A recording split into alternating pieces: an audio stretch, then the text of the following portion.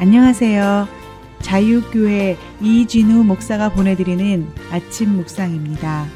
오늘도 예수 그리스도의 향기를 내는 복된 하루가 되시길 바랍니다. 4월 15일 목요일 아침 묵상입니다. 오늘은 상종하는 사람이 없으나 백성이 칭송하더라 라는 제목으로 사도행전 5장 12절로 13절의 말씀 묵상합니다. 사도들의 손을 통하여 민간의 표적과 기사가 많이 일어나매 믿는 사람이 다 마음을 같이하여 솔로몬 행각에 모이고 그 나머지는 감히 그들과 상종한 사람이 없으나 백성이 칭송하더라. 오늘도 성령님의 인도하심을 따라 살아가시는 복된 하루 되시길 바라며 아침 묵상 시작합니다. 오순절 성령 강림의 결과로 최초의 교회인 예루살렘 교회가 탄생하게 되었습니다. 성령 강림의 역사로 시작된 예루살렘 교회는 외부적으로는 유대교 최고 권력자들의 모임인 산헤드린 공회의 박해를 받았습니다. 산헤드린 공회는 사도들에게 예수의 이름을 말하지도 말고 가르치지도 못하게 했습니다. 예루살렘 교회의 위기는 내부에서도 있었습니다. 아나니아와 삽비라의 갑작스러운 죽음은 예루살렘 교회를 송두리째 흔들어 버릴 수 있는 치명적인 위기였습니다. 하지만 교회 밖에서 있었던 산헤드린 공회의 박해와 교회 내부에서 일어났던 아나니아와 삽비라의 시험에도 불구하고 예루살렘 교회는 흔들리지 않았습니다. 오히려 외부의 박해와 내부의 시험 가운데서도 예루살렘 교회는 더욱 든든히 서가는 초대교회가 되었습니다. 이 사실은 오늘 우리 시대의 교회에도 매우 중요한 영적 도전을 줍니다. 교회가 든든히 서가는 것은 박해나 시험이 없기 때문이 아닙니다. 박해나 시험 가운데서도 흔들리지 않고 믿음을 지킬 수 있을 때 교회는 든든히 설 수 있습니다. 오늘 묵상하는 사도행전의 말씀은 아나니와 삽비라의 충격적인 사건 이후에도 흔들림 없이 든든히 서가는 예루살렘 교회의 모습을 소개하는 말씀입니다. 사도행전은 기록하기를 사도들의 손을 통하여 민간에 표적과 기사가 많이 일어났다고 했습니다. 사도행전 5장 12절 전반부죠. 사도들의 손을 통하여 민간에 표적과 기사가 많이 일어나매. 이 구절에서 주목해야 할 표현이 있습니다. 그것은 바로 손을 통하여 라는 말씀입니다.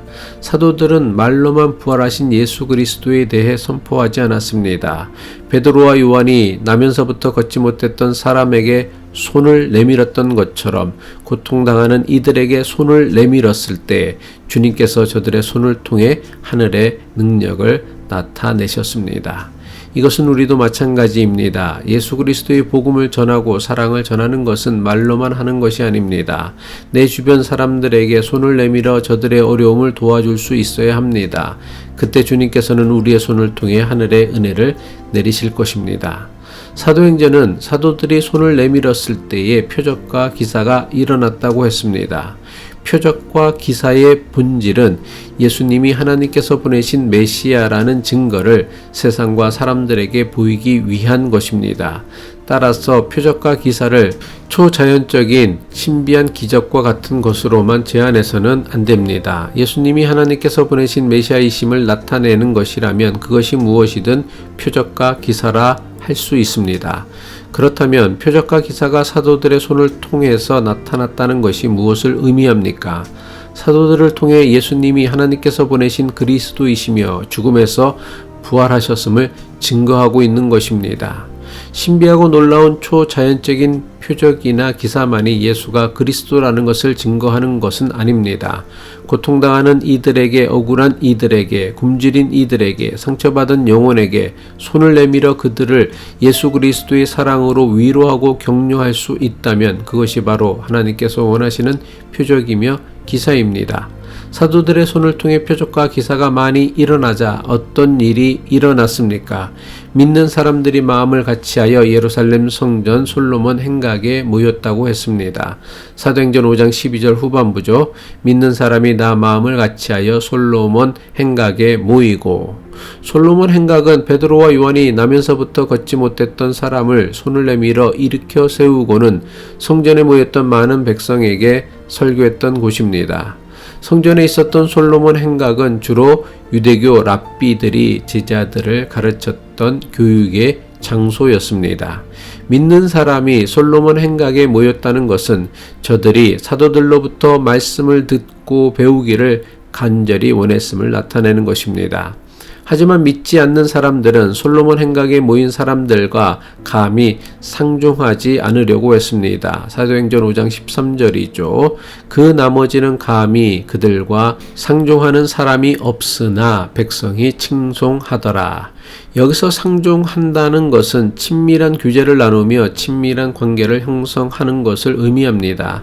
다시 말해 예수를 그리스도로 믿지 않는 사람들은 예수를 그리스도로 믿는 자들이 모인 솔로몬 행각에는 얼씬도 하지 않았다는 뜻입니다. 호기심에 구경이라도 하기 위해서 솔로몬 행각에 모여들 만할 텐데 믿지 않는 사람들이 얼씬도 하지 않았던 이유가 무엇입니까? 믿지 않는 사람들은 유대교 최고 권력자들이 예수님과 그의 제자들에게 적대감을 가지고 있다는 사실을 너무나 잘 알고 있었기 때문입니다. 자칫 예수를 그리스도라고 믿는 사람들 틈에 끼었다가는 불이익을 당할 것을 염려하였기에 감히 믿는 사람들 틈에 낄 수 없었던 것입니다. 하지만 믿지 않는 사람들이 예루살렘 교회 교인들과 상종하지 않았던 것은 저들이 밉거나 싫었기 때문이 아닙니다.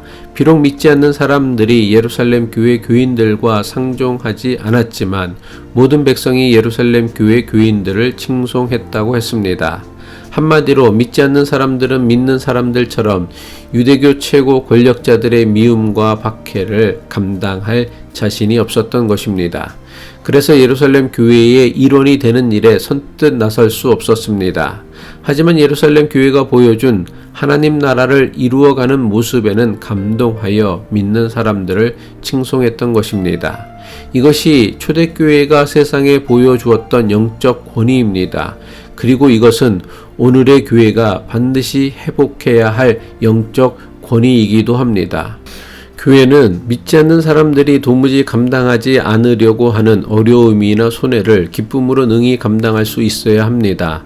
그래서 자신들이 받을지 모르는 손해 때문에 비록 교회의 일원이 되는 것을 주저하거나 망설인다고 해도 교회를 존귀하게 여길 수 있도록 교회가 세상의 거룩한 본이 되어야 합니다. 교회가 믿지 않는 사람들로부터 칭송을 받는 것은 믿는 사람들이 세상에서 성공하고 승승장구하는 것이 아닙니다.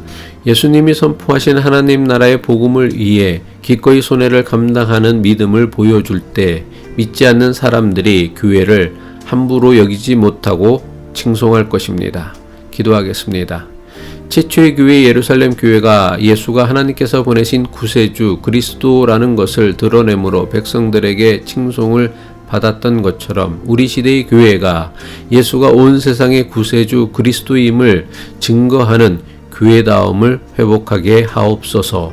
예수 그리스도의 이름으로 기도합니다.